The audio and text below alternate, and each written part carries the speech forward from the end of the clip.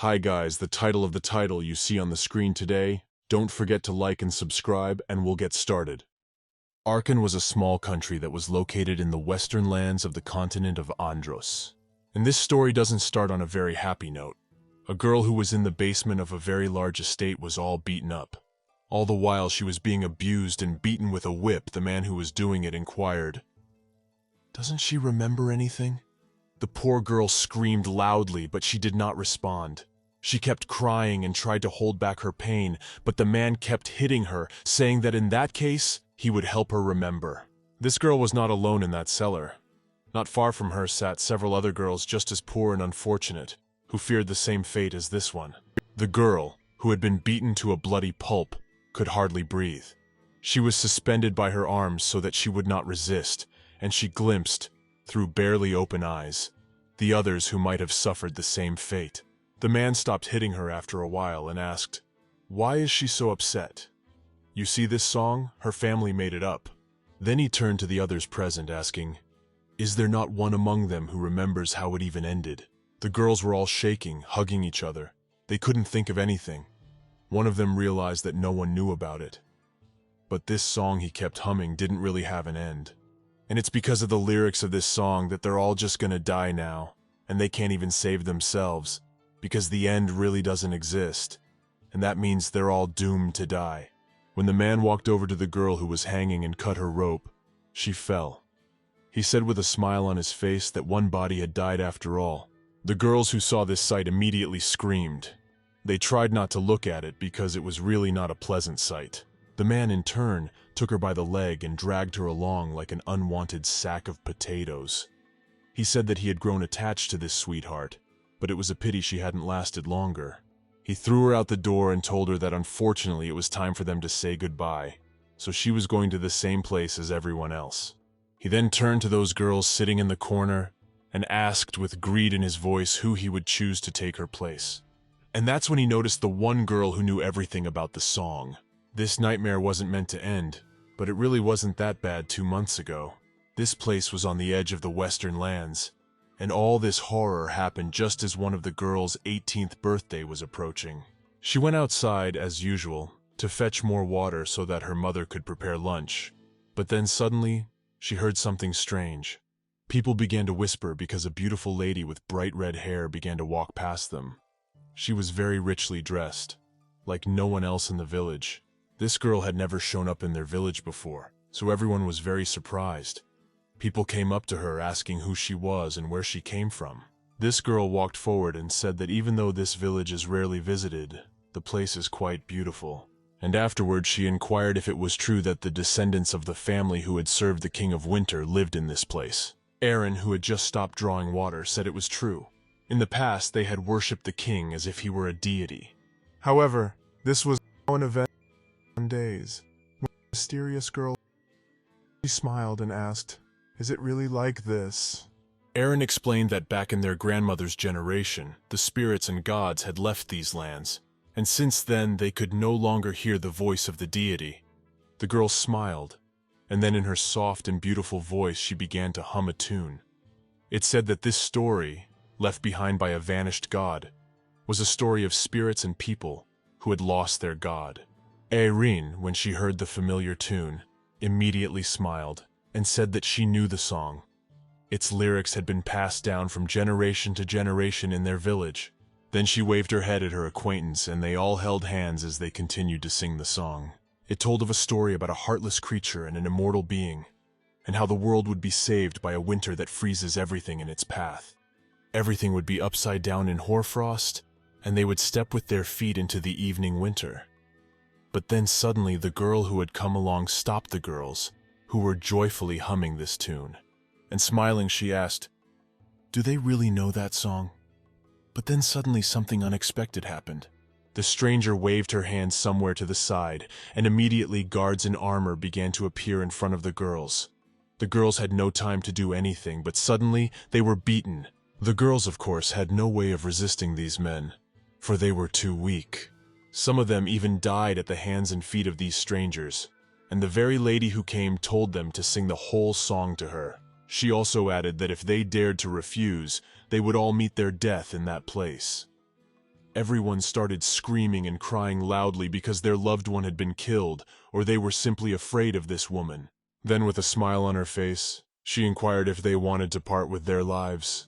She took Aaron by her clothes and said that in every generation of families that served the Winter King, there was one that could communicate with spirits. And with a smile on her face, she wondered who the girl among them was. Aaron moved away from this girl and said that it was a common legend. There was no truth in it. The stranger, angry, simply threw her to the ground, saying that in that case they would do it another way. Since they didn't realize their situation, they should all be taken to the torture chamber.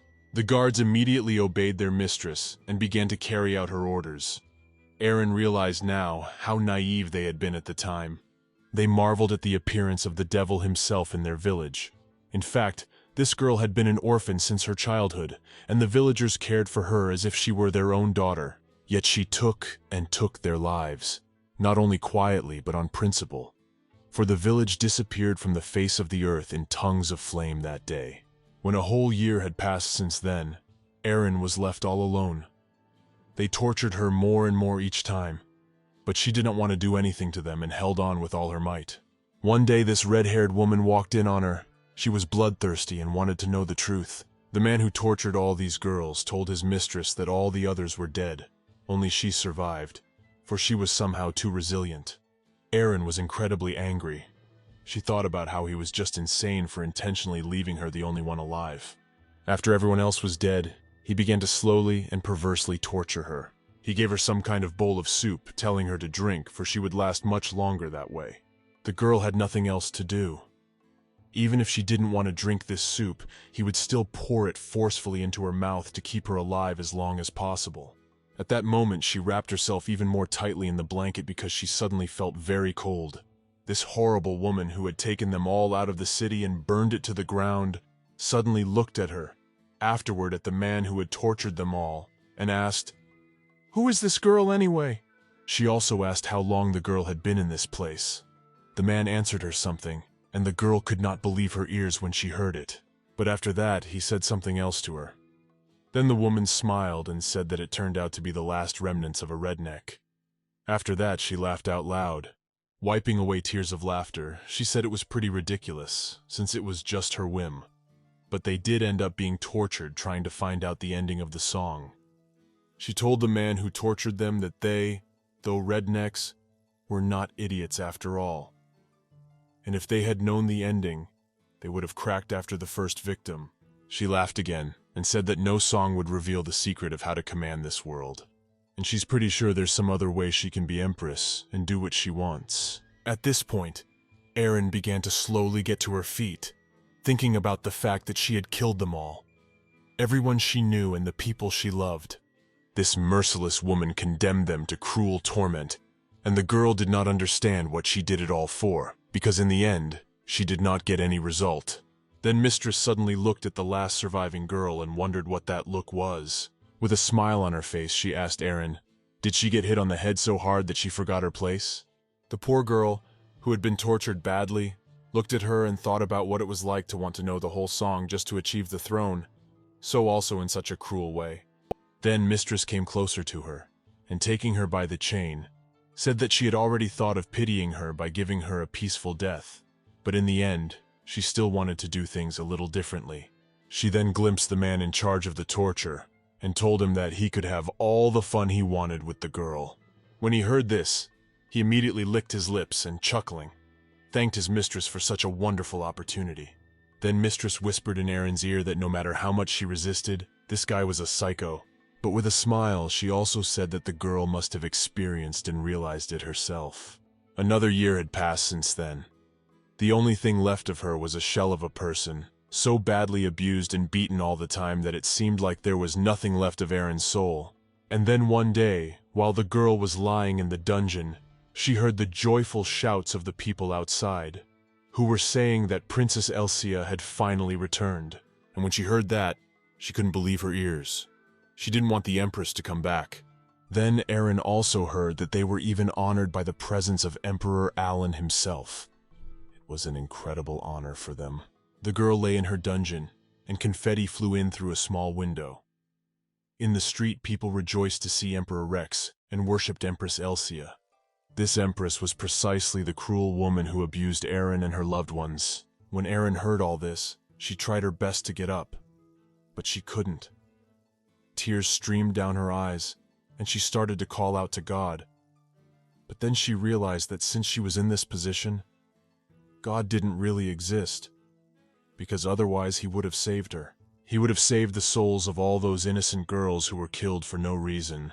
But at that moment, something strange happened to Erin. She was about to fall asleep when a dark silhouette suddenly appeared. It was translucent, with various snowflakes coming out of it, and the girl suddenly felt cold. At this moment, that silhouette that had appeared looked around and upon seeing Erin lying on the ground, realized that it was her after all.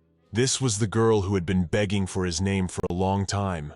He looked at her bloody feet and didn't understand why people always chose such a cruel path. It was the very god of winter that the people worshipped. He sighed heavily, realizing the girl's plight. Then the man touched his cold hand to her head and said he was entrusting the soul of this innocent maiden to the king of winter. The man began to address the vanished god and asked that he give this maiden a chance to live a new life. Then he breathed through the open window, and a multitude of icy winds flew straight to the moon.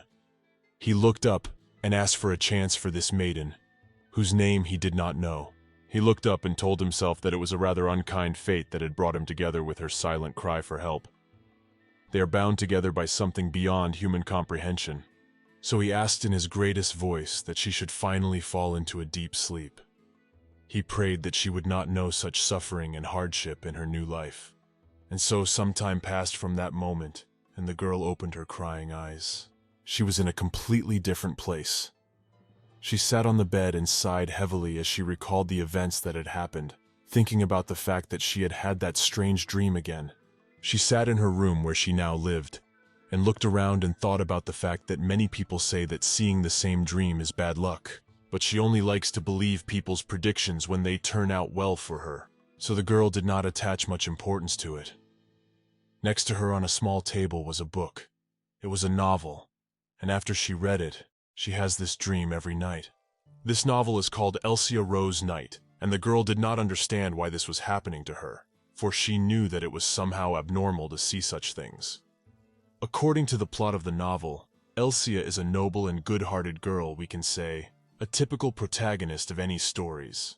But only in this girl's dream Elsia is like the devil in the flesh, and the poor girl who dies at the very end, Eileen, does not appear in the novel in any way.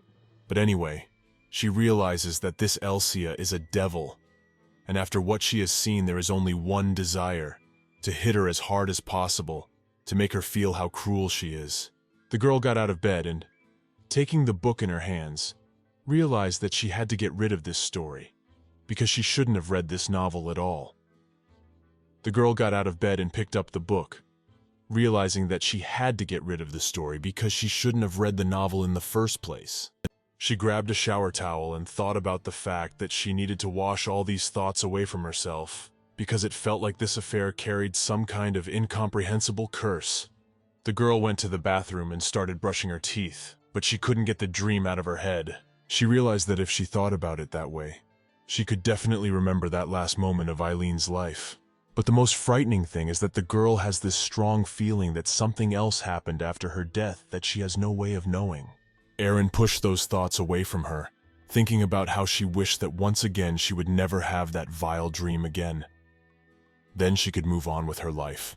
After the girl got ready, she went straight to her work. She smiled and said hello to the general director, who was already sitting at his workplace. The man saw her and smiled and wished her a good morning. However, when he saw her appearance, he said that she was dressed too lightly and asked if she was cold. But the girl smiled and said that he could not worry because she was certainly not afraid of the cold. Then other colleagues, who liked to have various conversations over a cup of coffee in the morning, came up to her and started discussing the topic. But then suddenly another worker came up behind them. She called Erin up to the roof of the building to talk privately. And so, when they went out there, the girl immediately wondered why she was always calling her to talk, and even in such a strange place. I mean, they're already in university, so they have absolutely no time to loiter and waste time on such useless things. The girl was very angry when she heard this. But Erin in turn said that she, as a rich girl, would never understand her feelings. After all, she would lose nothing if she was fired. She, on the other hand, was a completely different conversation. The girl, smiling, said that she didn't even have any relatives. She had no possessions, so she suggested that she stop bothering and interfering. And at the moment when Erin was about to leave to return to her workplace, her coworker suddenly pushed her very hard, so the girl even hurt her cheek. She immediately got to her feet and asked, "What on earth does a girl even allow herself? And how can she behave like that?" But a former friend Irina said of the cold voice that from such suck-ups like her, she aj vorot, and she cannot tolerate such people. When the girl heard this, she was very surprised and asked, "Is this really her talking about herself?" She also asked, maybe she thinks that Irina doesn't notice anything? But what she's really like is how the girl treats CEO Kayakova. When she heard that, she got very angry and took another swing at Erin to take revenge. But the girl managed to stop her in time, telling her to stop doing that. She moved closer to her and told her that she wasn't the only one actually capable of fighting back. She kept her hands to herself, however, not wanting to stoop to her low level. The girl pulled her hand from Irina's and said angrily that she spoke as if she knew everything, and that was the reason she hated her the most. She's just being arrogant, even though she's basically a nobody. No matter how good she is at communicating with people in their world, it's her social status that decides everything. And the girl said with a smile on her face that she was staying at the top of the ruling class, and Irina candlelightly would try to rise. However, she won't succeed, so she will stay at the bottom for the rest of her days. The girl, smiling, also said that she was destined to walk the beaten path, lording it over whomever she wished. And a loser like Erin, who doesn't even have a penny to her name, has no choice but to work hard for the good of people like her. She came closer to Erin and told her that that was what their world was like. And then she wondered, surprised, if she didn't know the rules. But the latter, who in turn only smiled, turned the other way and apologized to Misato, saying that she had talked to the department head last night, and she was given the great news that Erin was the only one of her co-workers to be promoted to deputy manager. So she said, smiling, that it turns out that she, a native of the lower class, would be pandered to by members of the elite. Erin also said that the only one of them who doesn't know how the world works is Misada, because she lives with rose-colored glasses that don't work in this world as they should. The girl, when she heard this, sighed heavily and said she was such an idiot, at which point she started pushing her closer and closer to the edge of the roof. Misato also added that she didn't realize what she was saying to someone like her. Erin was a little frightened, because she couldn't understand what the girl was saying. She was getting close to the edge and was already very close to falling. But Misato had asked that the girl think about it, so why state such a thing to her right now? Erin was desperate and asked, "What difference does it even make?" The girl, in turn, replied that the difference was that she had the nerve to laugh at her in a place without too many witnesses. And at that moment, Misato ran up to the girl and pushed her straight down. She began to fall from the skyscraper, screaming loudly at the same time. And the offender herself, in turn, said that in this way she just untied her hands. Misato lastly also said that if she had tempered her boldness, she would have lived a little longer, but that was how she had chosen her fate. At that moment, Erin, as she flew off the roof, looked more closely at the girl and saw another silhouette nearby. She immediately realized it was Elsia. Misato, for her part, smugly said that she could never tower over her, for such a thing could never happen. At that moment, Erin fell to the pavement, hitting the ground very hard. This led to her instant death. But at that moment, the girl suddenly opened her eyes and started breathing heavily. She grabbed her head, which was hurting her incredibly badly, and didn't understand what had happened. The girl was terrified, for she was well aware of what had just happened. She looked around, tears of despair and horror streaming down her cheeks. Erin looked around and realized she was in a house. Everything was set up. There was some food on the table, and there were small drawings on the walls, which she had drawn herself. She quickly ran up to them, and when she saw these drawings, she realized that this was the day she was turning 18. And on her desk, she had many different cards from the children in the village. The girl was very surprised and couldn't believe that she was really that old now. She began to remember all the events she had experienced in the torture room, and she didn't understand how that was even possible. The girl assumed that she was dreaming about someone else's life, or that she was dreaming about Aaron. She remembered the events that would happen very soon, and now all she realized was that she had been reborn from the past girl's body into herself. But then suddenly, Aaron immediately wondered what was wrong with the villagers now. She couldn't believe that it had already happened, and now they were all dead. The girl immediately ran for the exit, for she most of all did not want to believe that they were dead. But as soon as she opened the door, she saw the joyful faces of her acquaintances, who immediately began to congratulate her. As soon as she heard their voices, another picture suddenly appeared in front of her in parallel. How they were all dead and only bones could be seen, and their voices hoarse and terrible. Erin, when she saw this, was very frightened. Then she started backing away so that she could understand a little what was going on, and so that these people wouldn't suddenly attack her. But at that moment she ran into another girl who brought them all scones for a joyous and cheerful breakfast. Then the girl slowly turned in her direction and saw a bloody body with tears in her eyes that said she was in incredible pain, and she did nothing. Just sat there and watched. Erin fell to the ground and told Rosa in a trembling voice that it wasn't her fault. The girl was crying all over and making her all cowardly with fear. Then Rosa put the buns aside and ran up to her friend and asked if she was all right, and also why she was so frightened. Erin's trembling voice just mumbled something to herself and couldn't answer anything. Because up until now she had seen those horrible pictures in front of her and heard the terrible voices of the people who were suffering before her eyes. But at that moment a little boy suddenly came up to them and asked, "Is there a new one? Did you have a bad dream?" And she started crying again. Rose was indignant and told him not to tease her, for the girl was having a hard time as it was. She then walked over to her friend and took her hand and smiled and told her that it was her birthday after all, so she should relax and smile, because everything would be fine. She pointed to the rest of the villagers, saying that they had all gathered in this place to celebrate with her. However, what Erin saw before her was not the cheerful friends and acquaintances she had made, but simply dead bodies lying there screaming for help. And the girl stood aghast, unable to utter a single word, but people in turn began to joyfully congratulate her on her birthday and wish her many good things. The girl continued to stand crying for a while. After that she ran up to Rosa, hugging her. She stroked Erin's head and asked in a concerned voice, "Was the dream really that bad?" And also inquired if she was sure she was all right, if she needed to call someone. The girl calmed down a little, for now, to her delight, she could see ordinary people's faces and smiled and said that she was really all right. For a while longer, the friends hugged each other as they continued to cry. One part of the other from misunderstanding.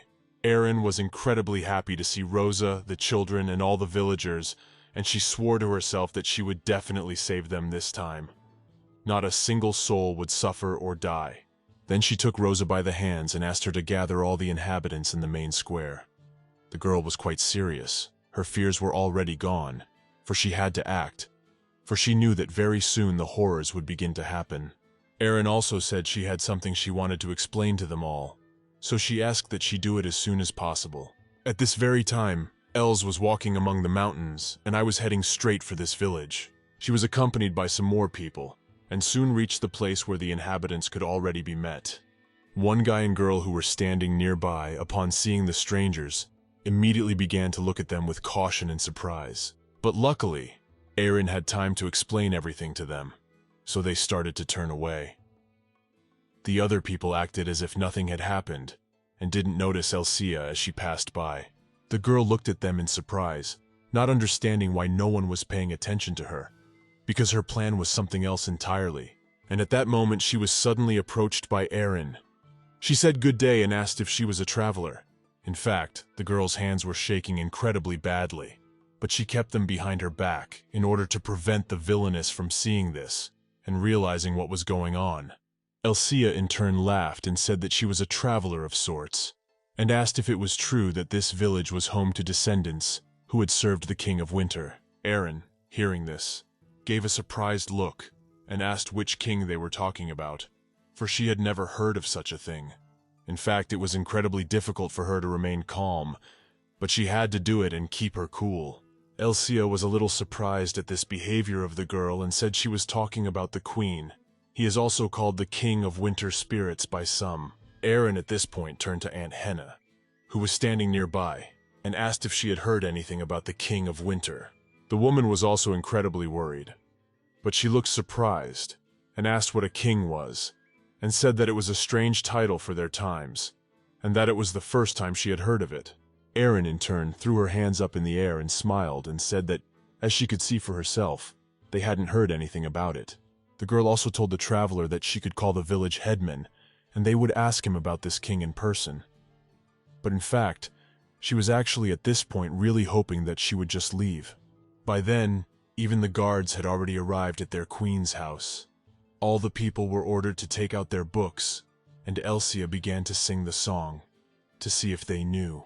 But when she began to say this tune, she saw the frightened and surprised faces of all the townspeople. Elsia approached one boy and asked him if he had ever heard these lines and if he knew their sequel. She also said that if he knew any information about them, she would reward him and his entire village.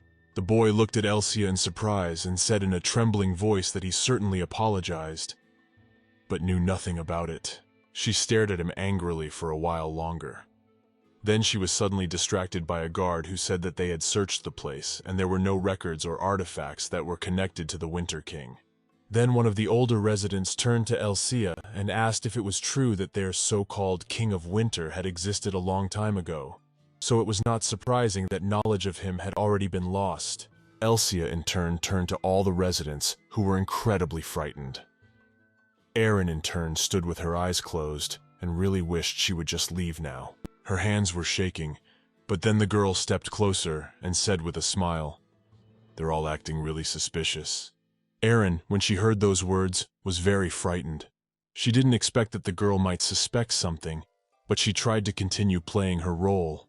Elsia, in turn, said that it was rare to meet a traveler in this wilderness. But she did not understand why. When she entered the village, no one even looked at her.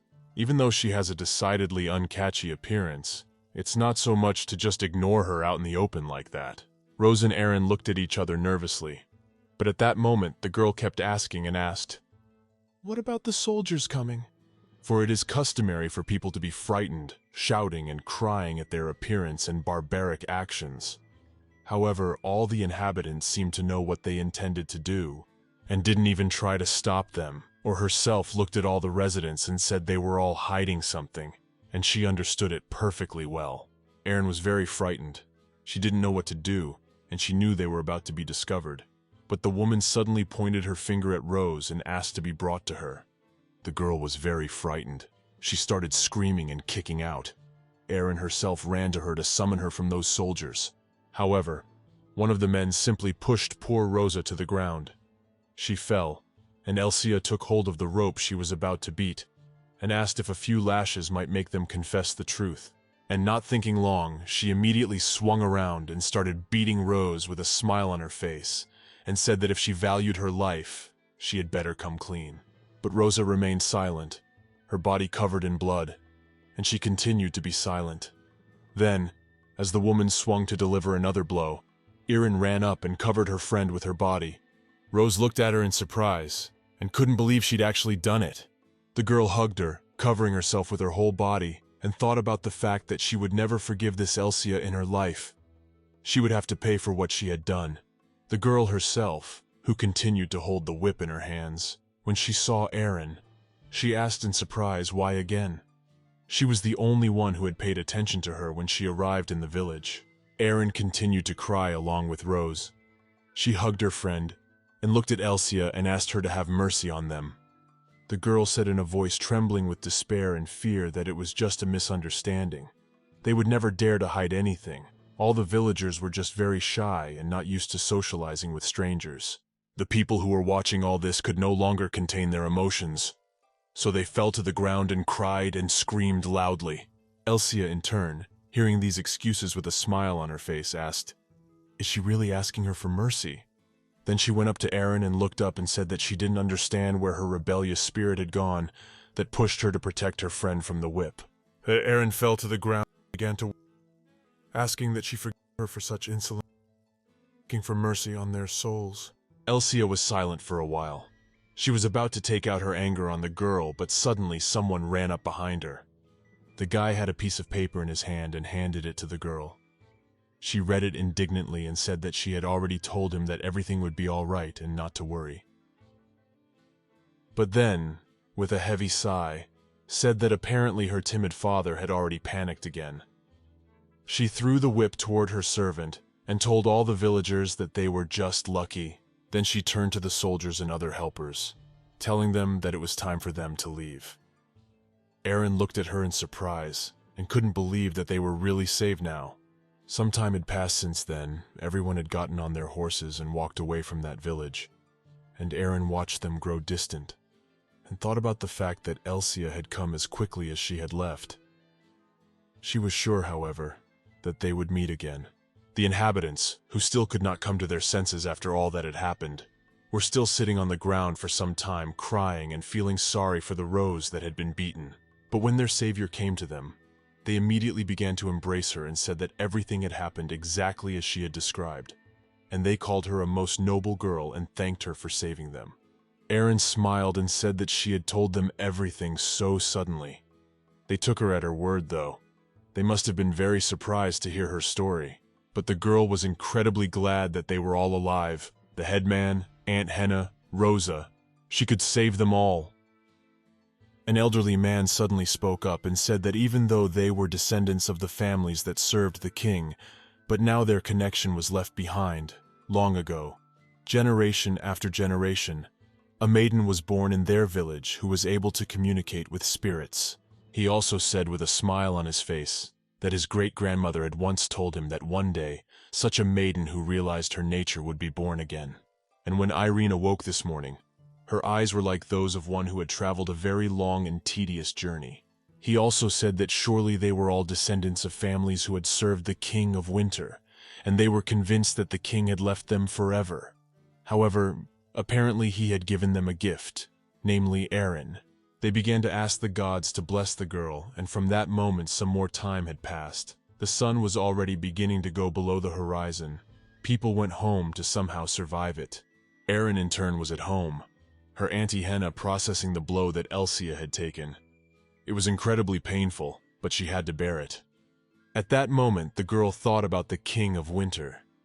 She used to think his existence was just a simple fairy tale told to children.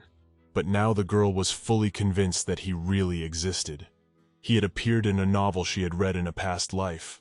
But it is still a mystery to the girl why, at a time when the villagers were suffering at Elsia's whim, he didn't show up and save them all. They all who reside in this village are children of winter? However, she did not understand why he had just left them to their fate. At that very moment, the Winter King, who was at his place in a distant world, walked on the ice. But there was a crack on his face that he could not fix in any way. The man walked over to a small bundle that stood nearby. It shattered immediately, and some sort of icy creature appeared from it. The creature started screaming loudly and immediately attacked the king. The man looked at it in surprise and asked what had caused it to awaken. But afterward, with the help of magic, he calmed this animal and said that it was time for him to plunge back into his deep sleep. For a while, the animal's eyes were still incredibly angry, but then they turned white. And soon it turned back into a small bundle, in which you could see a small maiden. He turned to the bundle and asked that they hold no grudge against him. He realizes that they did not want this peaceful dream, but sometimes he cannot give them an outcome. After that, he looked at the stone structure of the human face and said that the god had given up on winter, so he was unable to change anything. At this time, Elsia had already returned to her manor. She looked at the dead body, which had been covered with a cloth so as not to frighten the others, and simply remained silent. Then, as the maid came into the room, she suddenly laughed and said that she was apparently a little late, and said with irony in her voice, "Well, that's incredibly unfortunate." She went to the window and said that Daddy must be incredibly homesick about this. There was another guy standing next to them, who had also come on a call, and Elsia in turn looked at the body again and said that they would just have to visit him. And so some time had passed since then. The girl had finally arrived at her father's estate, along with some other people. She went at once to his office, and as she came nearer, she saw a very old man all hunched over and sitting on his throne. The girl placed her hand on his, and turning to her father, bowed. She said that she was sure he was greatly saddened by the passing of their greatest mother. And then she smiled and looked him straight in the eye, telling him that she knew perfectly well how she could ease that burden. She said that their mother ran the courtyard, and she wanted to take her place in that case, for she would be able to do a lot more than any other person. The father listened to his daughter and took his hand away from her, but did not answer. Then he got up from his throne and went to the window. Elsia was already incredibly angry. She couldn't take her emotions out on her father, so she asked him in a calm voice why he was resisting, and asked him who he thought would take care of the kingdom when he was saying goodbye to his wife. For some time they were silent. Then her father said that she was ignoring the laws of their country, bribing all the officials, spoiling the royal property, taking advantage of her position, and with irritation in his voice he asked, "Does she really think he doesn't know about all her sins?" He clenched his hand into a fist and said that on top of everything else, she had swept his personal army under her feet, and that actually made him angrier than anything else. Then he turned to his daughter and told her that a filthy half-breed was roaming the walls of his palace, and he asked, "Does she really think he doesn't know what she needs him for?" My father pointed toward the boy Elsia had brought with her. He had a special collar around his neck, and he stood silent, unsure of what to do. The girl was silent for some time. Then, with a sigh, she laughed and told her father that her mother had just died, and he was thinking so recklessly about all this nonsense. She went over to her boyfriend, and wiping the dirt litter from him, told him that she didn't know what he was making up about him. But this man is simply her property and nothing more, so she thinks it is foolish to draw such conclusions. Then Elsia stepped away from him and told him that before her father started accusing her of anything, he'd better let her look at herself first. Then the man couldn't stand it. He slammed his fist on the wall and started shouting, asking her to leave as soon as possible. Even though she was a princess, she had no right to rule the courtyard. Elsia was perfectly calm and told her father that he had no successor after all. And then she asked him if he was going to run it all by himself. He got even more angry and asked if she thought he couldn't handle it, at least until he found a new wife he could manage everything. He also said that there was no way he could hand over control to his daughter, who would be leaving the continent anytime soon as she was successfully married. The girl was very angry when she heard his words. After that, she quickly ran out of his office, closed the door behind her, and then grabbed one of the maids by the hair, who was standing nearby. Elsia said that Daddy surprised her very much, because as soon as his mother died, he was already thinking about a new bride. So also thinking of finding an heir, Elsia said that this girl must surely be somewhere in the palace. Perhaps she is one of the maids in charge of the kitchen, or one of those who run the stables. The girl who was being held by her hair began to scream loudly and asked for Her Highness to have mercy. But she continued to hold her by the hair. Then she turned to the boy who had also come out of her father's office and told Andres that they were leaving. Guy looked at the man who remained seated in the study before leaving, and Elsia said his father was a man who didn't care who he shared his bed with, not even a servant, not even a man. The maid continued to shout for her mistress to have mercy on her, and they began to leave. But Andreas lingered a little longer when he heard the words of her father, who said to himself that he knew perfectly well what his daughter was up to. Bribing one by one, she dreams of eventually getting the entire throne in her hands, and he won't let this wench do whatever she wants. There was no way in hell he was going to give up his royal seat to a girl like her. So he was going to fight to the end. By this time, it was already nightfall. Erin sat at her desk and sorted out some things.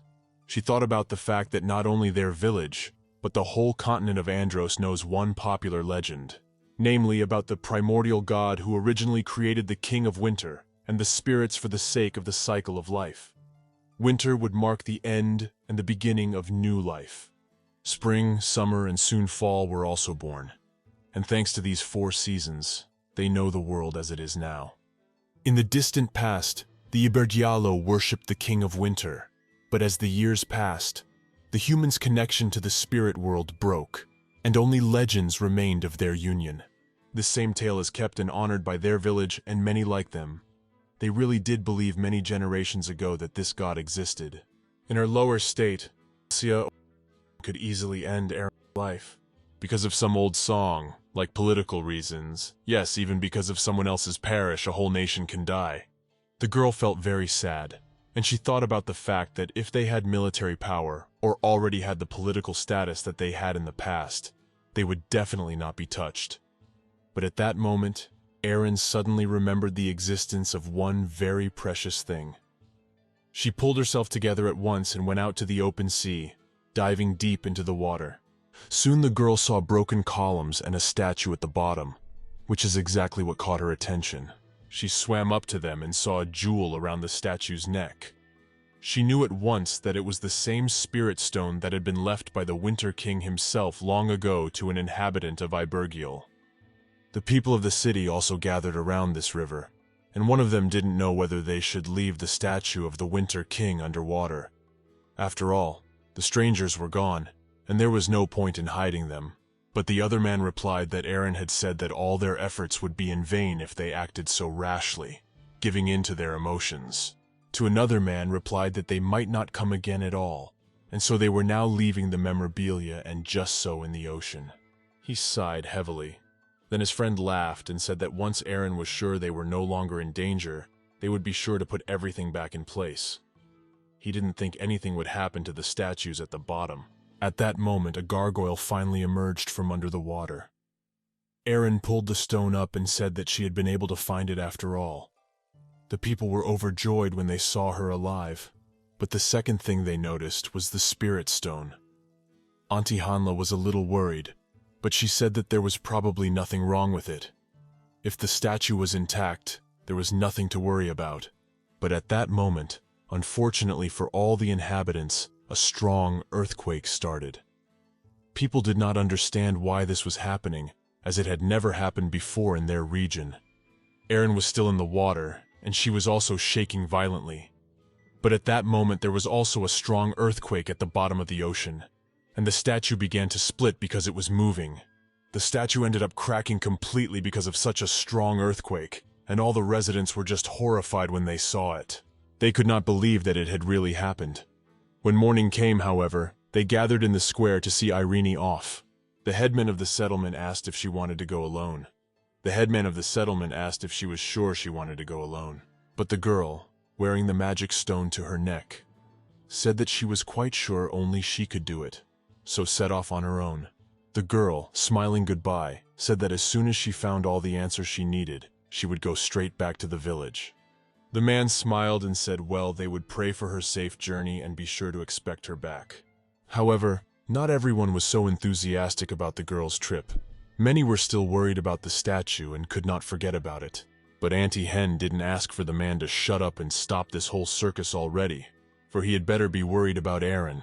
Well, the girl replied, so they won't worry too much, for she'll try to come back as soon as she can.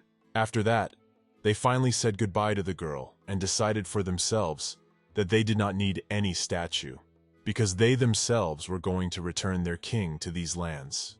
Erin believed that the Winter King would lead them straight into the future. She set out on her journey, enthusiastic and serious. When night fell, there was carnage in the forest. One man fought off all the others who had attacked him. He grinned, thinking that this was new, since assassins didn't usually follow him into some wilderness. Looking around, he suddenly panicked because Kodinos and the others had also disappeared somewhere. At this moment, he suddenly smelled the aroma of food nearby and was very surprised. The man didn't understand who in their right mind would cook food in a forest that was filled with various monsters. At that moment, Irina suddenly stopped, frozen with horror because some huge monster appeared right in front of her. The girl didn't understand how it could even come to this. After all, she just wanted to take a break and eat dinner. But she had no way of knowing that monsters were attracted to the smell of even human food. But the girl thought about the fact that she had the spirit stone with her, and the monsters should retreat at the sight of it. But she still held the knife in her trembling hands so that she could defend herself if necessary. The monster in turn came closer and closer to her and growled louder and louder, not at all intimidated by the knife she was pointing at him. Irina realized that it was all a lie. The headman had tricked her, so she chopped off the monster's arm as it ran to attack her. But at that moment, the monster suddenly fell to the ground dead. The girl immediately looked at him and was very surprised, because now she was not alone. A man suddenly appeared in front of her and apologized for cutting short her plans for death. But he said that if this monster did get a taste of human flesh, all the nearby settlements would be in the greatest danger, so he just had to do something about it. The girl looked at him in surprise and could not understand who this man was. Soon she started the fire again and continued cooking, only now the stranger was sitting next to her. Irina handed him a whole plate of dinner when she was done, and told him that she was on her way to the neighboring village to visit her uncle, and that was how she had ended up in this place. But in reality, of course, she was lying to him, because she just couldn't tell him the truth. The man sighed heavily and wondered where the world was going, since the child was going to the neighboring village so late at night, and wondered how her parents had let her go in the first place. But the girl was indignant and said that she was actually not a child at all anymore, and judging by his appearance, they were about the same age. The man laughed and continued eating his food, and then said that even after saying that, he still had to save the lady from trouble, and they would still be rude to him in return. But she could at least thank him for saving her life. When Irina heard this, she was very surprised. She couldn't believe that he wanted some money as a token of gratitude, and didn't realize that they already had a lion of soup for him. At this point, the man took another spoonful of this soup and thought about the fact that she had made it quite well and he even liked it. The girl herself at this point began to take out a small coin and said that this was all she could give in gratitude for her rescue. But that was all she had. In fact, all the villagers had given their last savings to her for the road. But the man grinned when he saw it and thought about the fact that she was really still quite young. Of course he didn't take any money. They continued to sit by the fire. The night was getting deeper and deeper, and it was already cold outside, so the girl covered herself with her cloak. They sat in silence for a while, listening to the fire crackle. Afterward, she thanked him for not taking money for the rescue and for agreeing to be on duty all night. Irina smiled and said that he was quite a good man, the truest of knights. The man who sat on the other side of her smiled, and then said that in gratitude for such a delicious soup, he decided to give in and guard her. When some more time had passed, the man closed his eyes to get some sleep. But then he suddenly began to see some strange events in front of him. He found himself in the middle of a field where he saw a man hanging. When he came closer, he realized it was his mother. The guy started shouting her name, and soon the girl who was hanging from the tree opened her eyes and started looking at him.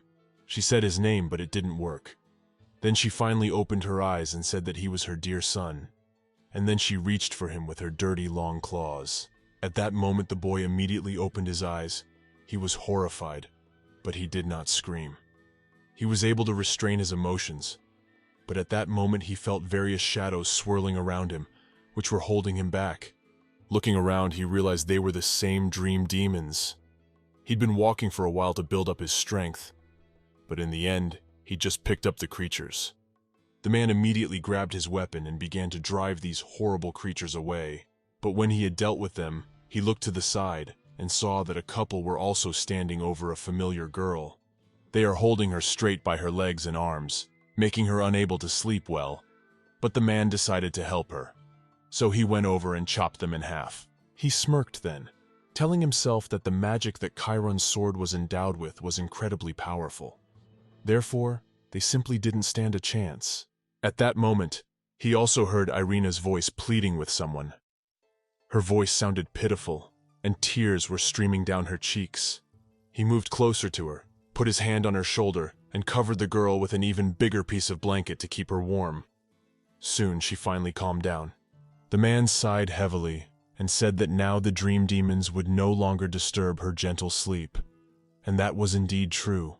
Not far away from them, an owl suddenly started making its usual noises. The man didn't pay any attention to it, but it kept him awake, and he was grateful to it. But then suddenly he heard Irina praying again and begging for them to stop.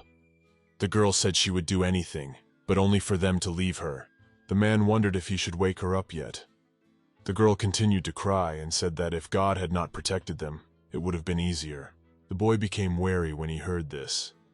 Then he decided to move closer to her, so that she could feel his presence. With a heavy sigh, He said that she must have had a rather difficult journey as well, even though she looked like just a little girl who didn't know the world yet.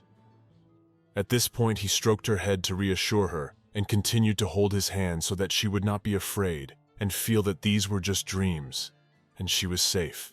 He wondered what had happened to her in the first place, since she was having such horrible nightmares at night, screaming and begging for help. The night passed, and Irina woke up quite awake in the morning. She had already packed her things and thanked the man for escorting her to safety.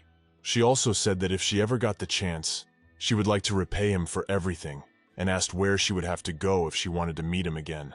The man, who had had absolutely no sleep and could hardly stand on his feet, then said that she should not do it, because he lived in the capital. So it was unlikely that their paths could cross again.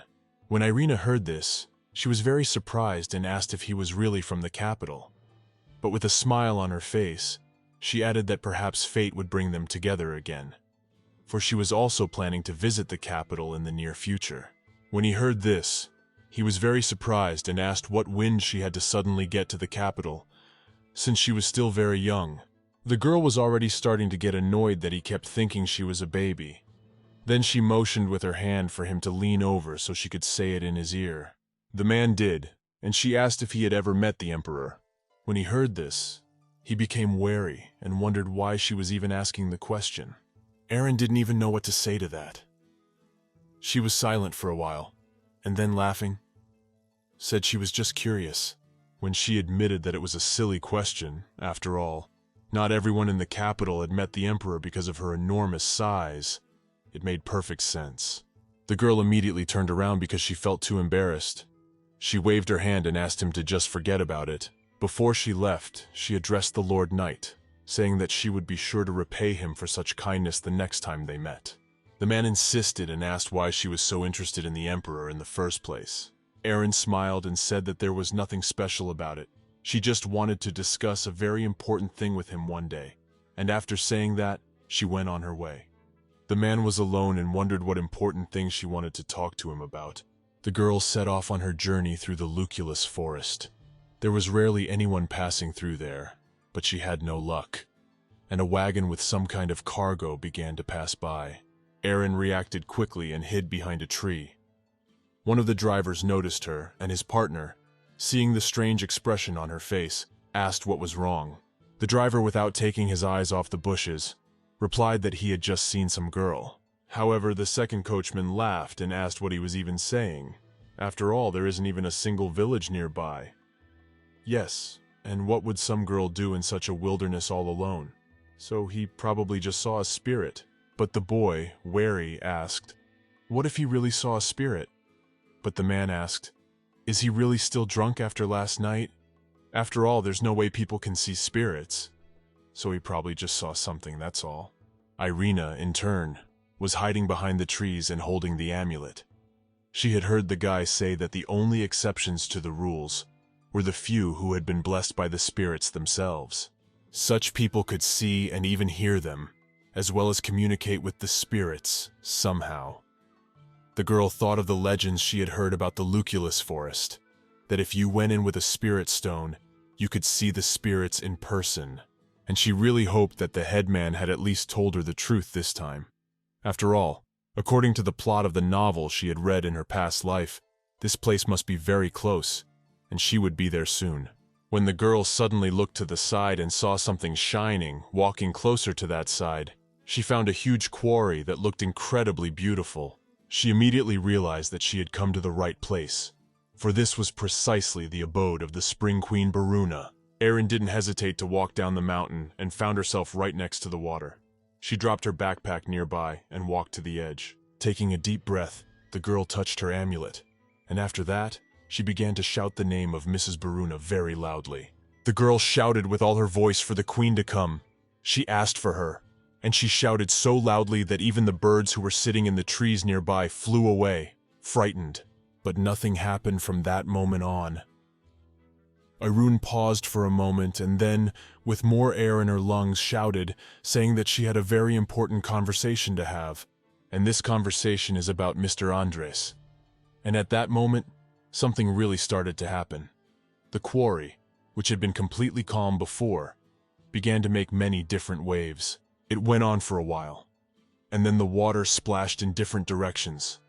A pink ball rose up from the depths of the quarry. Then its petals opened, and inside appeared just like this beautiful goddess who looked like a true spring.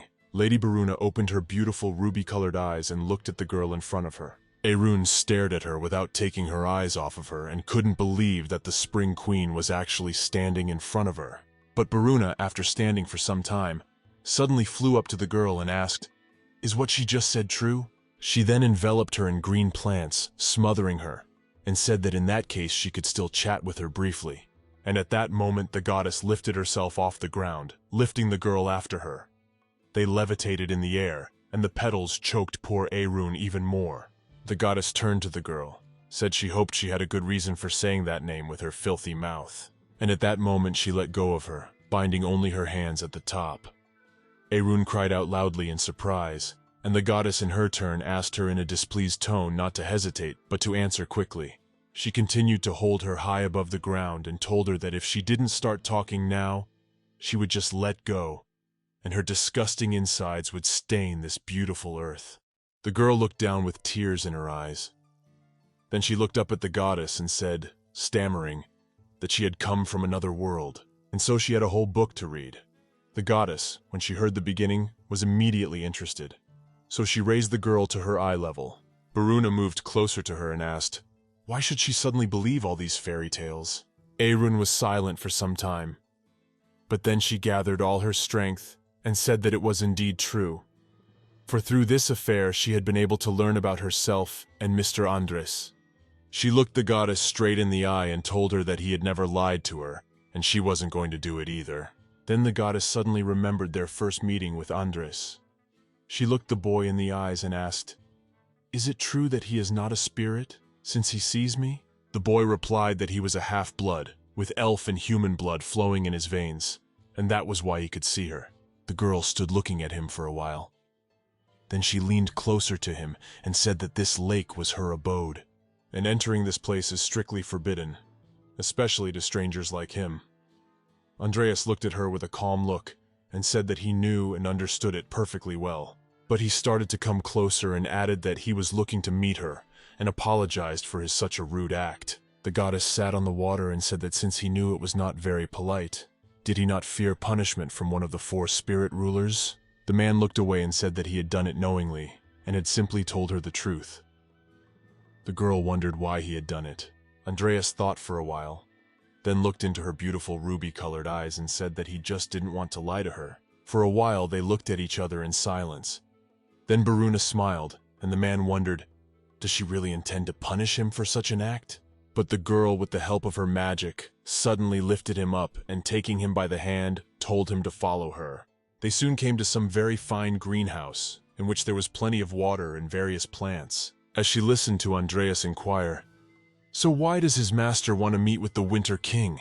The guy replied that he doesn't know what drives human desires, so unfortunately he can't answer that question. When the goddess heard this, she said that it was probably because of the rumor that the song about the Winter King hides a secret about world domination. Andreas, when he heard that, said that it was probably true. Then she asked wonderingly, does he really intend to meet that dryad just for that silly reason? But it's very ridiculous from her point of view, isn't it? The guy didn't answer anything. He just rolled over to the other side and closed his eyes. Then the girl looked at him for a while, and after that she offered to leave this idiot master and become only hers. Andreas looked at her in silence for a while. Afterward he asked, "Is this really such a punishment from her?"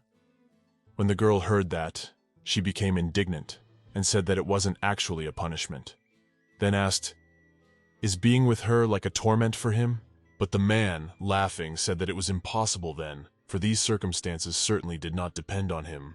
Some time had passed since then. The goddess was lying under the water and sleeping peacefully, when suddenly she felt someone's presence in her room. She woke up and sat up on the bed and looked around. Then she saw Andreas sitting nearby near one of the pillars. The man looked somewhere in the distance and saw that she was awake. Then said the spring palace in the depths of that beautiful lake was incredible. The girl smiled, fixed her hair and said that he was obviously no more beautiful than the boy. He, in turn, only asked when he would be able to meet the Winter King in person. He said in a sad voice that his mistress expected some result from him already, in order that he might return to her as soon as possible. Liked him, said if he stayed a little longer, he'd be counted out and violated very badly. But when he turned to the side, he suddenly saw the goddess swim up to him and grab his arm. After that, the girl threw him over the bed. The boy looked at her in surprise, and she in turn said she had spoken, for it was no longer possible to meet the Winter King at his command alone. She floated closer to him and was about to kiss him, telling him to wait for the right and proper moment. And being indignant, she also told him not to dare ever speak again in front of her about that horrible woman. In fact, the goddess was well aware that once this guy got what he wanted, he would leave her forever. That's why she wasn't ready to let him go so soon and give him what he needed.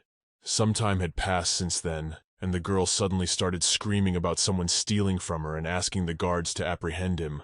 Soon the goddess did catch up with him, but when she saw who it was, she couldn't believe her eyes, for it was Andreas. The guy slowly turned to her, holding the blade in his hands, and looked her straight in the eyes. And the girl was very saddened. Everyone was silent for a while.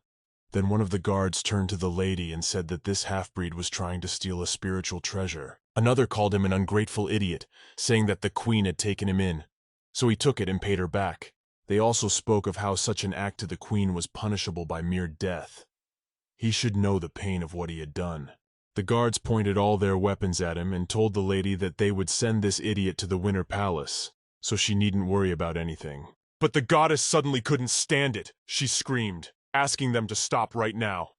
This young man wouldn't dare do that to her. She started to move closer, saying that their behavior was just insulting her dear guest. So she asked them to put down their weapons right now and step aside. When one of the guards heard this, he was very surprised, and told Her Highness that they had, after all, seen him themselves trying to pick the lock of the treasury. At that moment, another guard pushed the boy to the side so that he could not hold himself up and fell to his knees. He shouted at him and told him to confess quickly, for the queen herself was looking at him. The boy continued to remain silent. He didn't even want to look at anyone around him, so he just kept his head down. Then the guard called him a mudblood and said that he was an idiot for daring to try to steal the queen's spiritual treasure. But at that moment, the girl suddenly used her magic to turn them into monsters and lifted them up so that they would no longer do what they were doing. Andreas immediately looked at it, and the girl said that she had ordered them to let go of their weapons after all. But they hadn't obeyed, so they were now receiving punishment. She then ran up to the man and, looking him straight in the eye, told him that if he so desired it, he could just ask. She would give him what he needed. Then the girl picked up the blade from the floor and handed it to the man, saying that this now belonged to him. When the Passionists saw all this, they were incredibly surprised. They wanted to go to Her Highness and tell her that this was a big mistake, but they did not have time to do so, because a man spoke to Mrs. Baroon. He wanted to say something, but she smiled and said that she knew everything, and asked him if it was true that he had been ordered to do so. The lad answered nothing to this, but she, giving him the blade, said that now his foot would no longer enter her realm. That will be his punishment from the Spring Queen, and he certainly can't challenge it, so he must accept his fate. The girl said that these are the rules of the spiritual world that winter, that cold-blooded idiot dictates. She said that for missing the spiritual dagger, Lunu, the king of winter, condemned her only at all her powers, and tied to this lake for a century. The girl looked at Aaron, who was lying on the ground, and said that she had enough strength to deal with one pathetic human, so the conversation was over. She said the girl was just a saucy girl who pretended to know the heart of the Spring Queen herself, and wondered if she was ready to meet her demise. The girl couldn't answer anything because of the heavy blow, and the seaweed also kept wrapping around her throat. After a while, Aaron said that all this time Andres had been suffering from the fact that he couldn't meet her again. When the queen heard this, she was silent for a while. Then she laughed and said that, of course, he was not suffering, for he was the faithful dog of his mistress. She turned away and said that he was willing to go to pieces to fulfill her wishes, so she didn't want to talk about it anymore. The girl, when she heard this, cried out, saying that she was quite wrong to say such a thing of Andreas. He wants to meet her most of all, and suffers from the thought that she despises him. Baruna got angry about what she was saying and started yelling at the girl, asking, What kind of nonsense is she talking about? And wondered if that's what her little book said. She pointed her seaweed at her and said that to read something like that in a book from the beginning was all just a lie. But Erin said in a low voice of despair that she was not guilty. Like a child. She said the phrase that Andreas had said when they first met. He said she was as innocent as a child, and to deceive someone like her would be like a grave sin. But the girl then became very indignant and said that she was older than him by a dozen, even a millennium.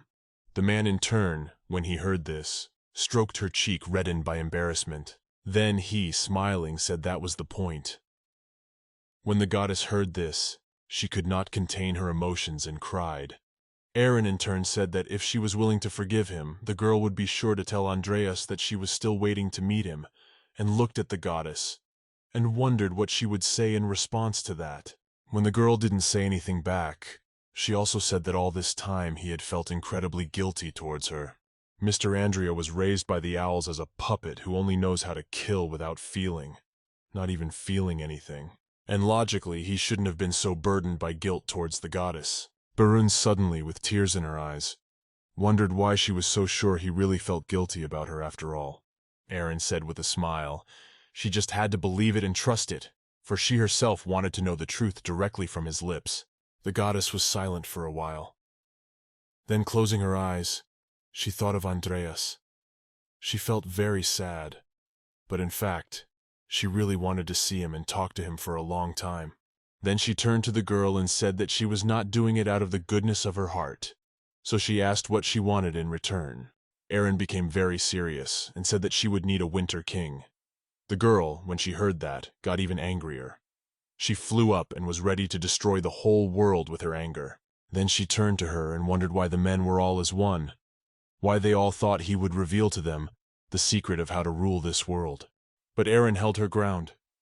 She said that she didn't really want this world. She was determined to stop the one who was looking for all this power, the one who put the goddess through all this suffering, the one who would in the future take the life of the Winter King himself with her own hands, and then kill Mr. Andreas himself, because she won't need him anymore. When the goddess heard this, she calmed down a little.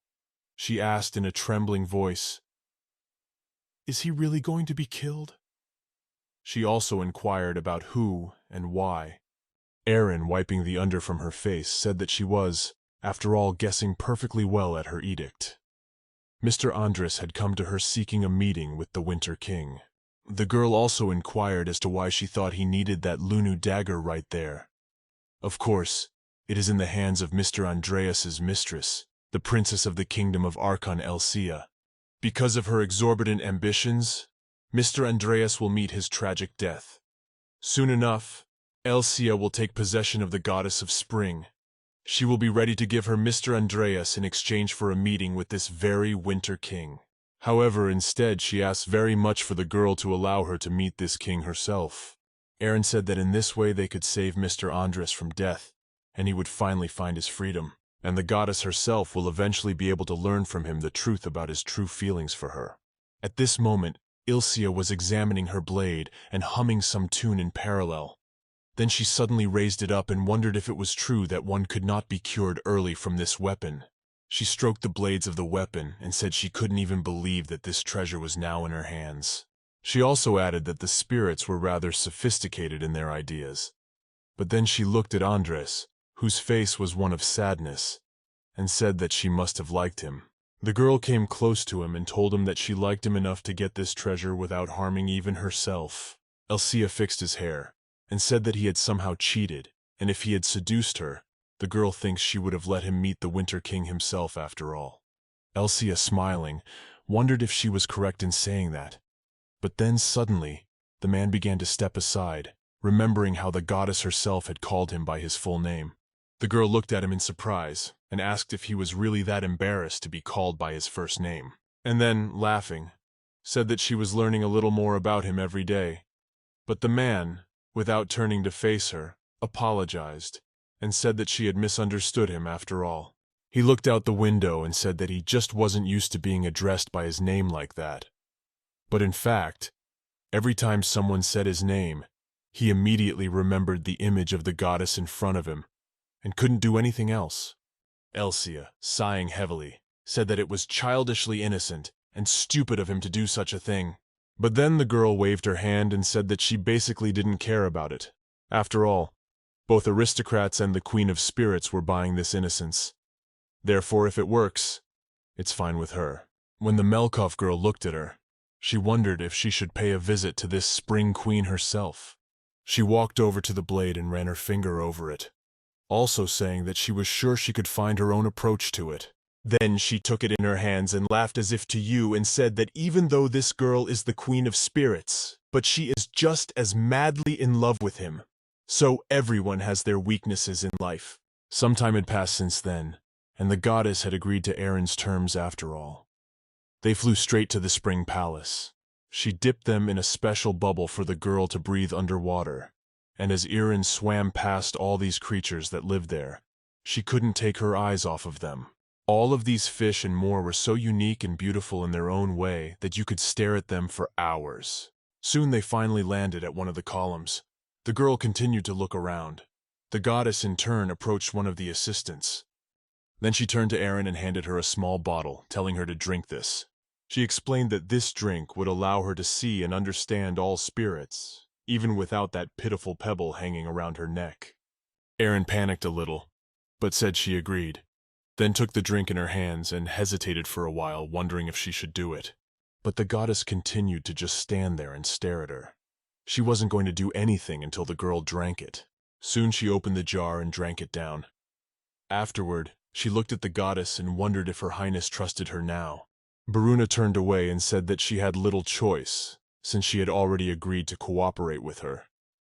At that moment, the girl stepped aside to retrieve a very important item.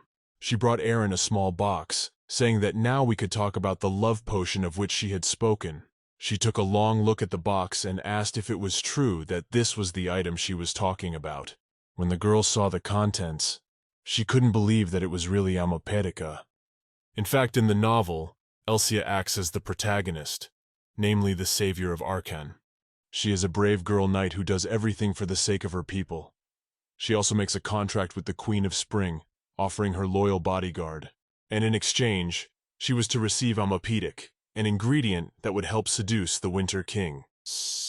In fact, the author of the novel extols Elsia, describing her actions as something that will help the kingdom survive.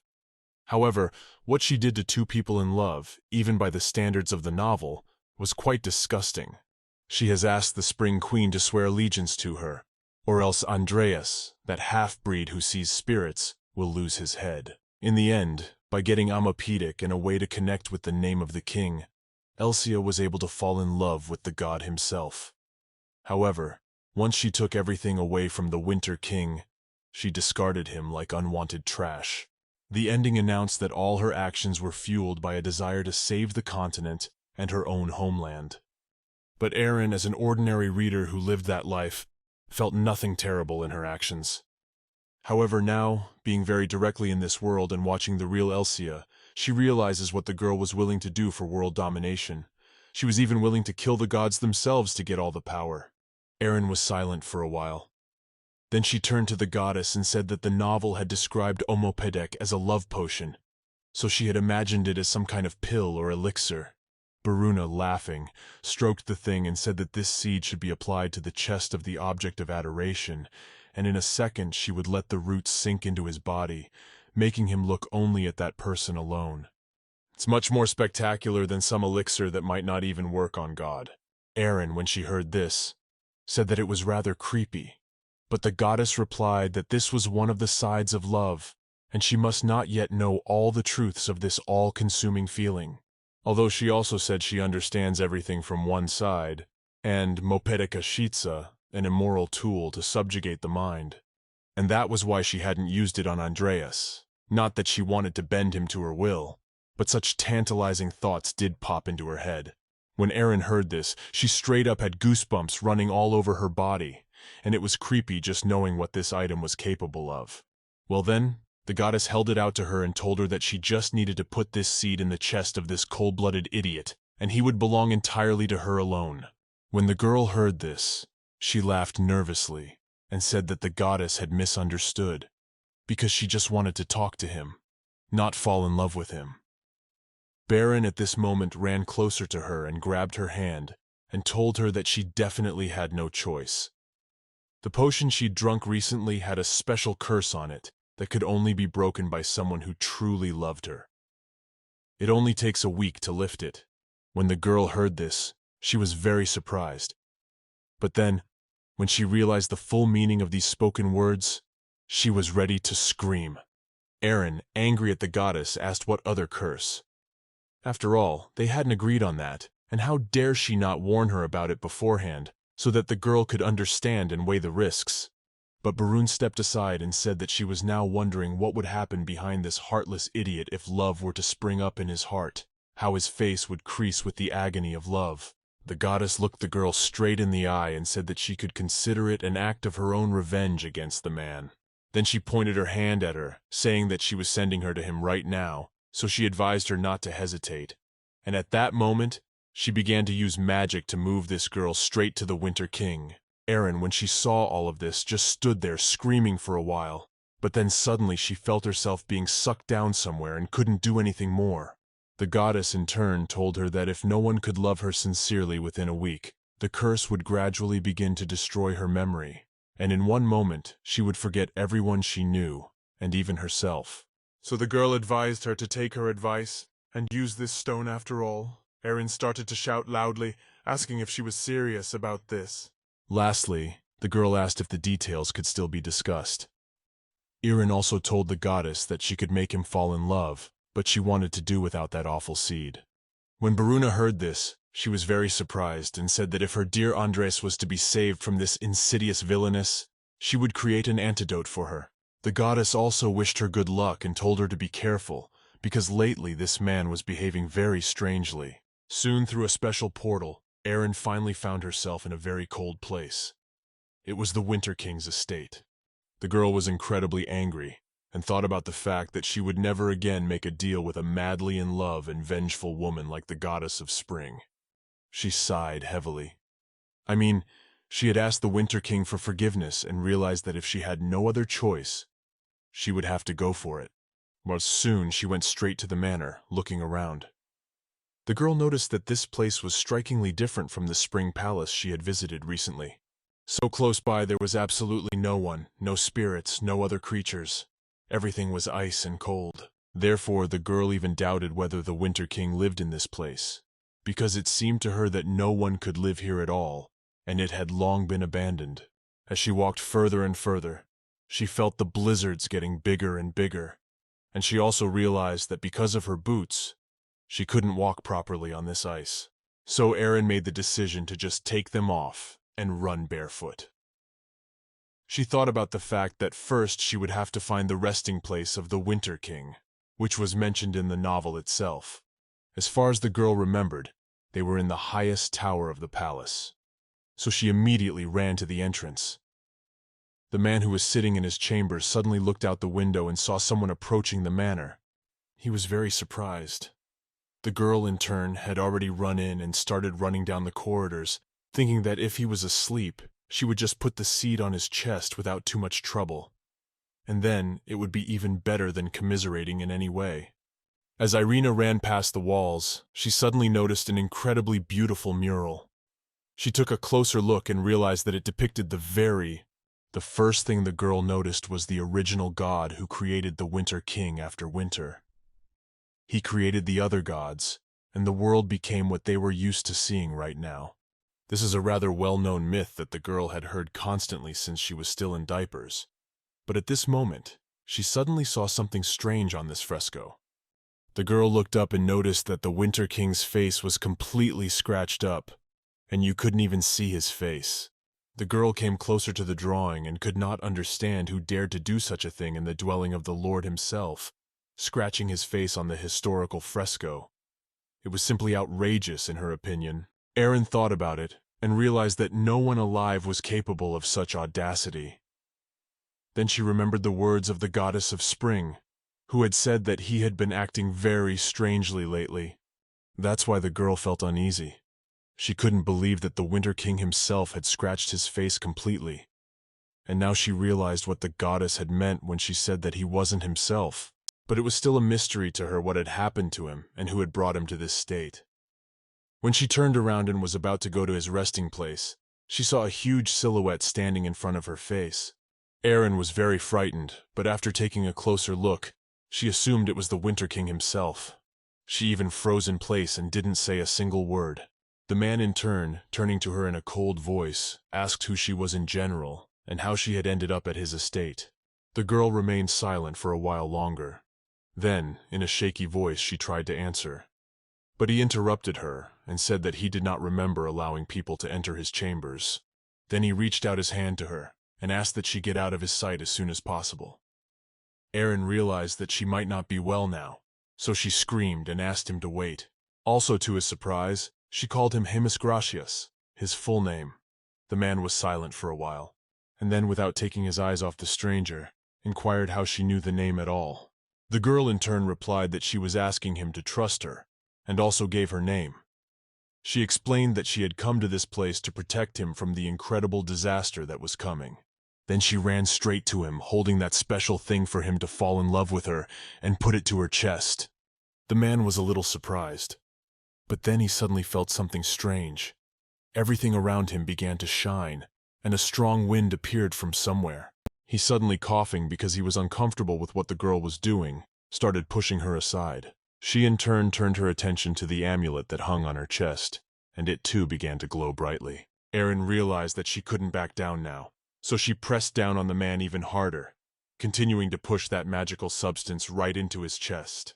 Mentally, she apologized to him, but the girl simply had no other choice. She thought about how, when it was finally over, she would be sure to get the antidote and cure him. At that moment, she finally shoved the magic cure into his chest. Everything around him glowed with bright flames. Some time had passed since then. Erin had spent too much energy trying to realize what she had planned. She began to fall to the ground, unconscious, but the man was able to react in time to pick her up. He leaned her body close to his and began to hug Erin, who had come to her senses a little. As she looked around, she thought about the fact that she'd finally made it. Well, more importantly, she was very wary of his eyes.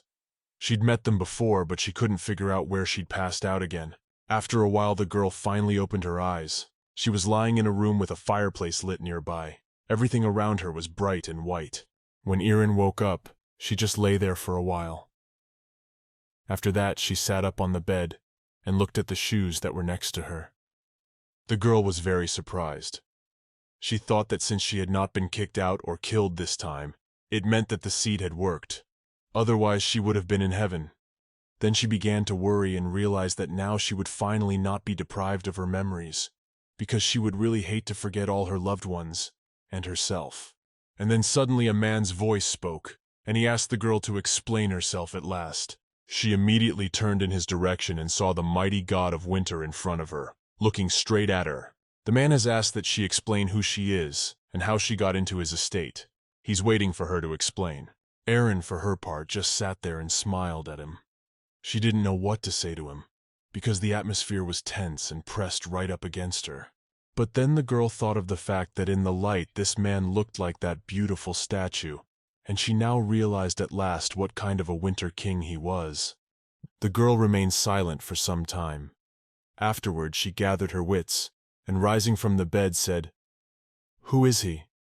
and explained that she had come to the winter abode to ask him to protect the lands in the Berges. She said that her story would be quite long. However, she asked that he listen to her to the very end in order to understand the true story. At this very time, a man on horseback entered the emperor's palace in Karna in a great... The guards who were standing upstairs and saw this immediately said that his lordship had finally arrived. So we must open the gate immediately. And so, when the man was finally within the grounds of the estate, he looked around and slowed his horse down a little as he looked around. Several men suddenly ran up to him, holding large stacks of papers in their hands. You could see from them how much anxiety they were feeling. When one man ran up to His Highness, he said that they were already waiting for him.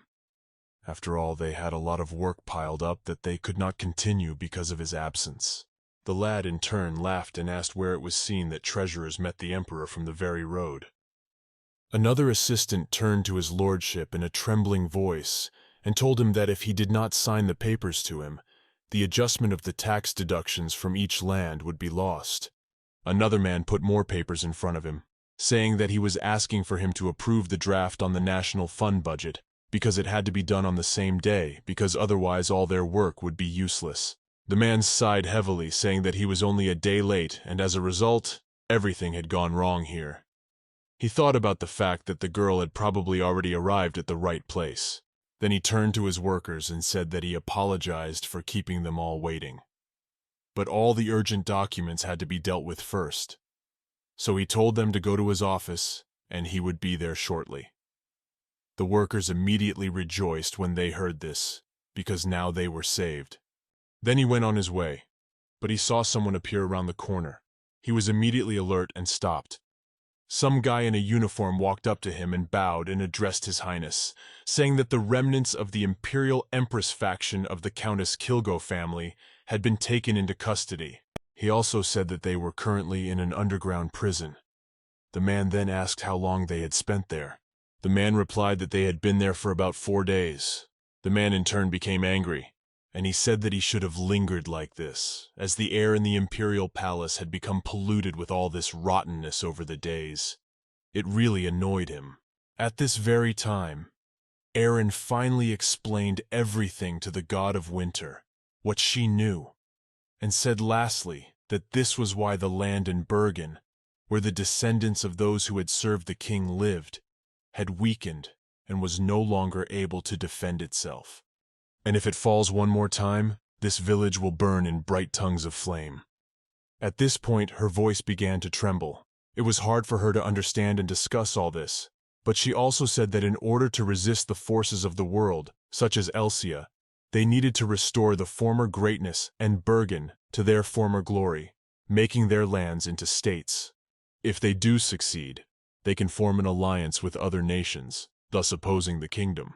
The girl also said that this is why she is the representative of Earth and Bergina, who have served him for generations, calling on the Winter King to appear to his loyal subjects and restore the former greatness of this land.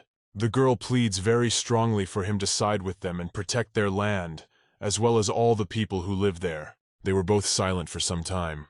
Then the man, after some thought, said that he was refusing the request. Erin, upon hearing this, was very surprised and couldn't believe that he had actually said that. The king turned around and started walking and said that until he knew how she had managed to get into his palace, she would stay in this room. Then the girl immediately ran after him and asked him to stop and listen to her again. Something in her voice made him stop after all. He glanced at the girl, and she asked him how it was that he refused to help the people of Ibergen. He in turn said that was all perfectly true. He wasn't going to help them. Then Erin, with tears in her eyes, asked if he wanted her to tell him. The man was silent for a while and looked at her with a cold gaze. The girl hoped that he was just joking and could really help them. Then she, crossing her arms, asked, "Can he really refuse the request of his beloved?" He answered nothing. Then the girl said that of course she had done a terrible thing to him, but he was in love with her after all. The king, in turn, on his way out the door, replied that not at all. He was not in love with anyone, so he wasn't going to help either.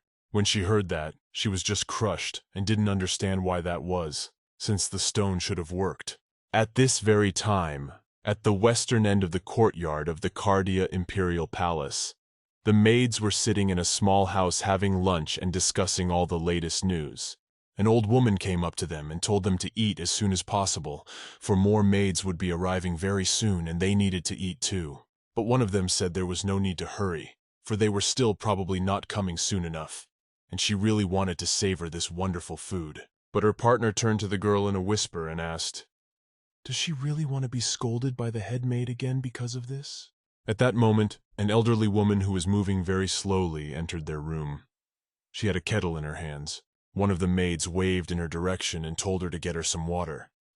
The girl was immediately frightened and poured a cup of hot water for the maid. For a while the maid simply drank from her cup, and after that she turned to Caroline. The woman immediately looked at her, but at that moment she felt a strong blow right in her stomach. The impact so hard it caused her to fly off to the side and hit the wall, falling to the ground and spilling all the hot water on the floor. Then the maids got up from the table and, laughing in a playful tone, asked what they should do now. The worst offender turned to Caroline and said that she had asked her to boil the water to the right temperature while they were eating. And what had she done? She just served her cold water. The maid came closer to the poor woman, who was squirming in pain on the floor, and said, "Is this really how she wants us to get sick and die already at last?" Then she grabbed this Caroline by the hair, pulled her up to her and told her that she was talking to her. And so why the hell was the girl just keeping quiet and shedding her horrible nasty tears? Caroline apologized in a trembling voice and said that she had indeed boiled it. But while they were all eating, the water had cooled down. It was only natural. The maid, when she heard this, laughed and asked, "Is it really so?"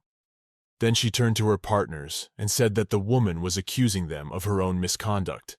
They immediately laughed and said there was nothing surprising about it. She always does that. Then the maid stepped farther away from Caroline and wondered, does she really want to be reminded? After all, being mistress of this palace did this to her, namely the scuffed feet, just because her tea was the wrong temperature. Also, this woman said that with such a stupid maid one should not talk to her, but beat the information in with a whip. And she did indeed do that. Now the maid made a surprised look and asked, "How does it feel to be in her place right now, when they can raise their voice at you for cold water?" The other maid laughed and said that washing portmanteaus after maids and coachmen was not the kind of life their beautiful queen must have dreamed of. Then the maid repeated Caroline's words that there was nothing to talk about with such an idiot, but rather to beat the information in with a whip. So she turned to her partners and told them to hold her tighter and pull up her dress. The girls did so at once, and she, in her turn, went to fetch the iron thing with which to correct the wood in the fireplace. And taking a swing at Caroline, she said she would never let her speak to her in such a boorish manner again, for she must be taught somehow how to behave with them. At that moment the maid started beating her with all her might. Caroline screamed loudly, but suddenly they were interrupted. A man came into the room and smilingly said, "Who knew that because of him they had to endure such atrocities?" The maids immediately dropped their instruments of torture and bowed before the gentleman. One of the maids told His Majesty that not at all, for the people who had been subjected to incredible cruelty were the hand of the former emperor and empress. He, for his part, was not at all to blame. These people treated her and the rest of the maids as if they were just living, and some of them had even become disabled. However, thanks to the man now occupying the throne, they were finally able to take revenge on these people, so the maids were incredibly grateful to him. He in turn smiled and said he needed to have a word with Caroline and asked if they could pause their lesson for a bit. The woman herself, in turn, was crawling on the floor and squirming in great pain. The maids in turn told His Majesty that of course they could do it, so they quickly went out the door, leaving him alone.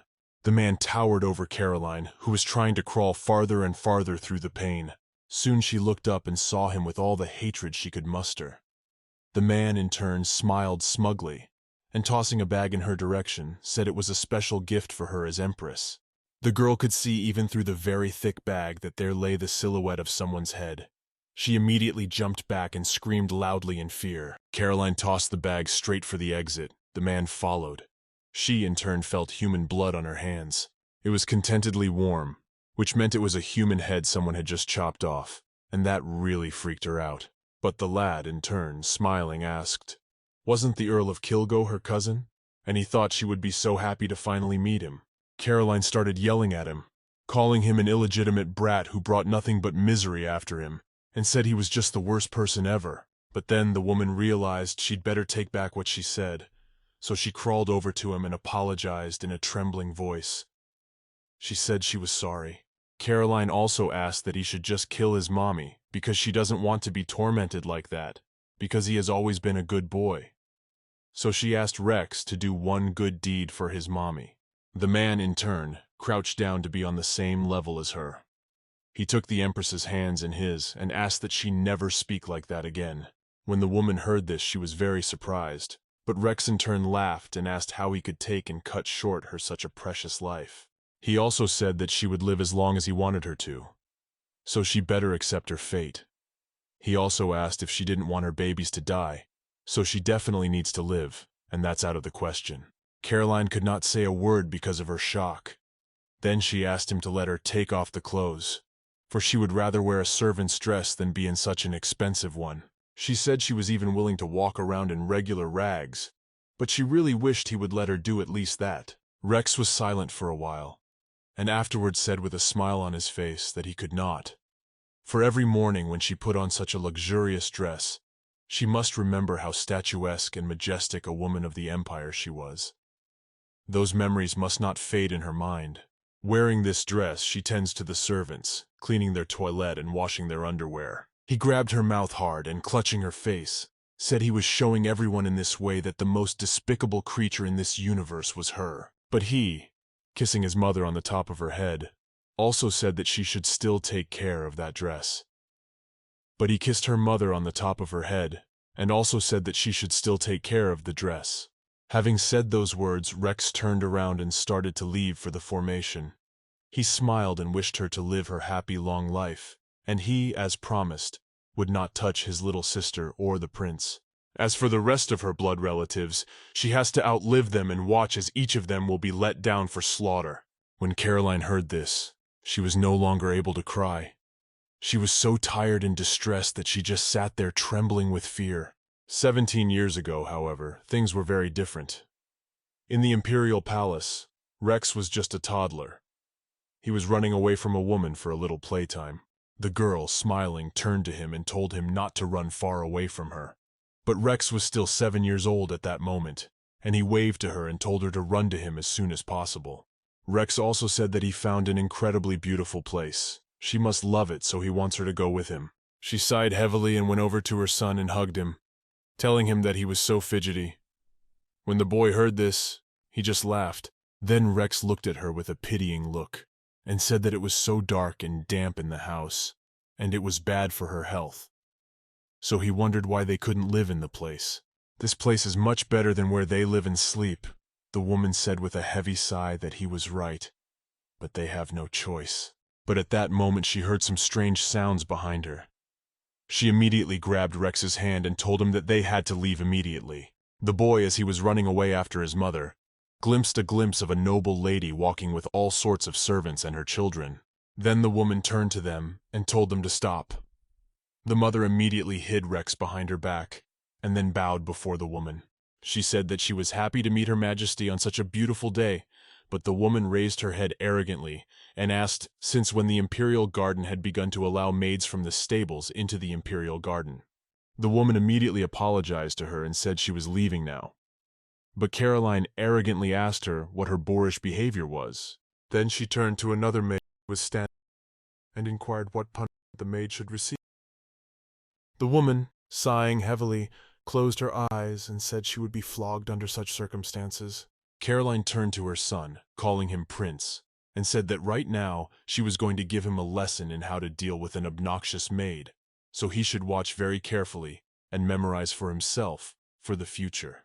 The boy turned to his mother and said that he had already finished his lessons for the day, so he didn't want to study anymore, and turned away, already wanting to leave. But she said nothing to him. She turned to the maid to hand her the tourniquet with which she was going to flog Rex's mother. The boy, for his part, looked at her angrily and could not believe that this was really true. Then the maid went up to his mother and began to slap her. When the prince saw this, he was immediately delighted. He was very fond of watching such spectacles. When Rex couldn't stand to watch his mother being bullied any longer, he walked over to the maid and, stopping her hand, told her to stop. For if she struck again, he would not forgive her. The prince, for his part, started screaming and said that he wanted her to be hit so hard that she would fall straight down. When Rex looked at them with an angry look, he said that if she just tried to touch his mother, he would kill them all. The boy was very frightened when he heard these words. He immediately ran to the Empress and hid behind her feet. Caroline looked at him angrily and said that he seemed like a humble boy, but in reality, he was an ill-mannered, illegitimate animal. But it can't be helped, for as the mother is, so shall the son be. So she told the maid that he too should be taught a good lesson. The maid had to do her bidding, so she took a swing at Rex to teach him a lesson as well. At that moment, his mother's voice was heard, asking them not to do that under any circumstances. It was incredibly hard for her to watch her son being beaten. That was why she was able to react in time and set her face up so he wouldn't get hurt. The maid started wiping her fists, which were smeared with blood, and just stared at them. Rex, seeing how hurt his mother was, immediately became even angrier. He ran straight at the maid, screaming that he was going to kill her. But at that moment, the Emperor's voice came to them and told them to stop. He looked at everyone present and asked what was even going on and why they were all gathered. He was quite excited but angry at the same time. Caroline was the first to speak. She began to shout, turning to His Highness and asking him how a girl of low birth could dare to show herself in the garden and bring her son to hurt her. Rex then couldn't take it anymore and screamed, saying that he was actually his son too. Caroline in turn asked why they should tolerate such behavior. The man was silent for a while. Then he took the Empress's hand and asked her not to be so angry. Even if these people want to be in the public eye in this place, it in no way demeans her honor and dignity. He said, smiling, that she was the noblest of all women and his ardently beloved wife, and he recognized only her and their joint son, who would be the future heir. Then he turned to Rex and his mother, asking why they had entered the imperial palace grounds without permission and made such a ruckus. He asked them to leave and think about their behavior. The woman immediately bowed to them, and without a word, took her son under her arm and started to leave.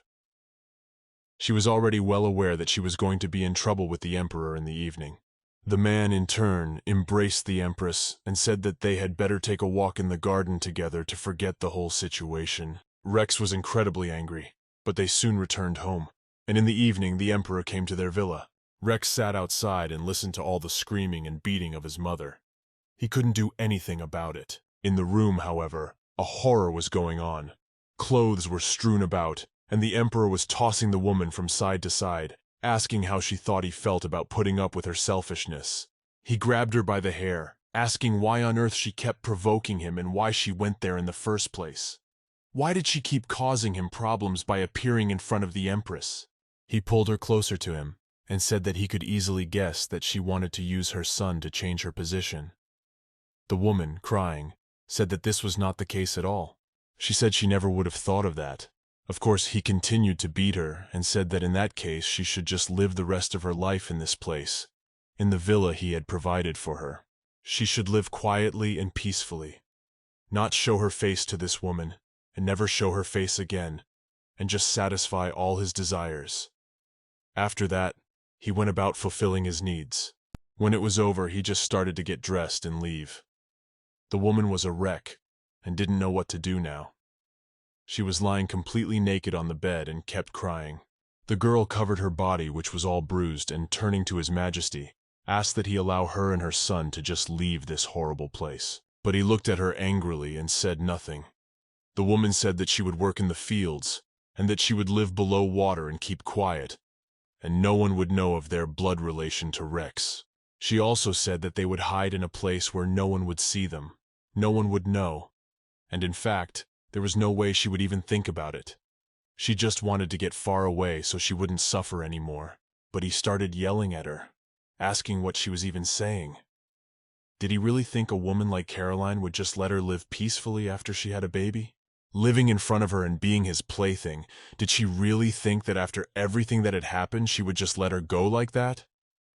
He wondered why she was so stupid if she couldn't understand the truth. A step to the left or right or any disobedience to him is brought out by her helping them with some kind of puppet. Yes, even the maids look down on him because of the whole situation, and it annoys him immensely.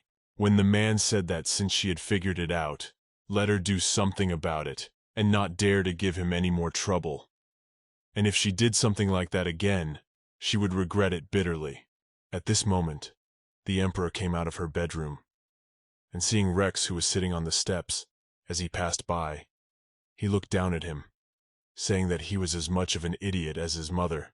In fact, to be related to this man by blood ties was like a disgrace for Rex, and he dreamed of taking his life with his bare hands, despite the fact that he was still quite young at the time. However, it was not destined to come true because a year later the Emperor died of illness, and then Caroline still took pity and agreed to keep her life, because she was lucky to be born a commoner, not a noblewoman. Because of her background, her son could never even hope for the imperial throne. The mother immediately thanked the lady for her generosity and said that she would never forget her kindness again. Then the woman, smiling, said that at last she would not see her ugly face again. She would show her virtue and send her to the most appropriate place for people like herself. So she ordered the other servants to send these two to the dirtiest slave mine on the continent. And from that day on, Rex and his mother found themselves in a hell that was simply impossible to live in. The life they had lived before was a paradise compared to what awaited them in the slave quarters.